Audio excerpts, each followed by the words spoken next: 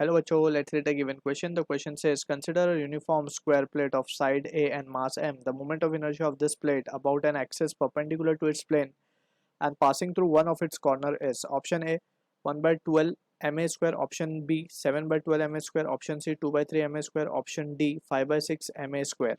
So to understand this question, we need to understand about the concept of moment of inertia.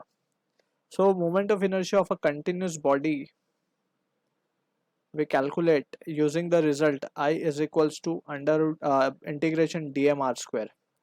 तो कुछ standard result we need to remember और उसके basis पे we can calculate the moment of inertia. That is अगर हम बात करें for a rod, एक यूनिफॉर्म रॉड है और अगर उसके सेंटर ऑफ मास से कोई एक्सिस पास हो रही है जिसके अबाउट वो रोटेट कर रहा है, सो इसके इस एक्सिस के अबाउट जो मोमेंट ऑफ इनर्शिया दिया जाएगा वो दिया जाएगा by expression M L square by 12, where L is the length of the rod and M is the mass of the rod. ठीक है, so this is the expression. अब इसी एक्सप्रेशन को बहुत मेजरली वी विल यूजिंग एक result को हम बहुत मल्टीपल जगह पे यूज कर सकते हैं. जैसे for example moment of inertia की एक खासियत है कि मोमेंट ऑफ इनर्शिया का जो एक्सप्रेशन है वो चेंज नहीं होता about the given axis of rotation. उसको समझने की कोशिश करते हैं. Let's suppose we have a square, एक स्क्वायर प्लेट है हमारे पास. ठीक है, अगर मैं इसके इस एक्सिस के about moment of inertia calculate करना चाहूँ, ठीक है, तो मैं क्या करूँगा, अगर मैं मान लेता हूँ कि ये स्क्वायर है ए साइड का और इसका मास है कैपिटल एम. ठीक है, तो ये भी ए होगा, स्क्वायर है क्योंकि. तो अगर मैं इस स्क्वायर को एक रॉड की तरह ट्रीट करूँ, मल्टीपल रॉड्स की तरह ऐसे करके किया जा सकता है ये.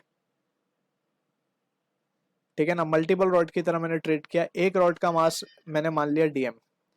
तो फॉर अ सिंगल, अगर हम एक रॉड की बात करें, एक रॉड की बात जिसका मास डीएम है, तो moment of inertia can be written as DM A square. ठीक है ना, यही लिखा जाएगा एंड डिवाइड बाई 12. तो मुझे चाहिए पूरे सिस्टम का, तो ये डी आई लिख रहा हूं मैं. तो अब इसको इंटीग्रेट कर देंगे both side.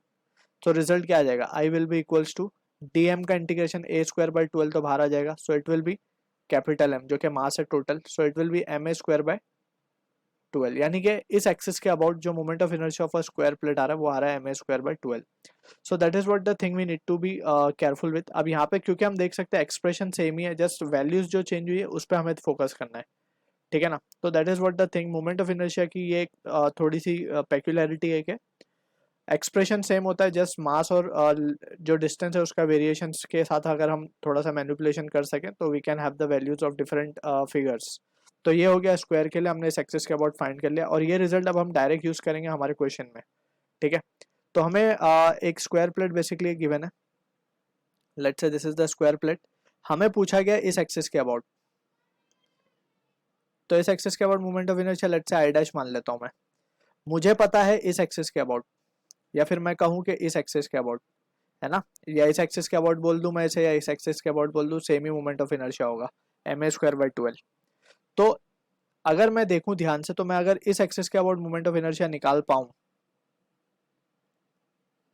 Let's say I Z के अबाउट अगर मैं मोमेंट ऑफ इनर्शिया निकाल पाऊं, तो आई जेड और आई डैश के बीच में मैं पैरेलल एक्सिस थ्योरम लगा सकता हूं and we can have the value of I dash as well. तो मैं मान लेता हूँ ये मोमेंट ऑफ इनर्शिया जो है लेट्स से आई एक्स है एंड इसके जो अबाउट है वो है I Y. I X I Y same होंगे बाय सिमेट्री वी कैन से.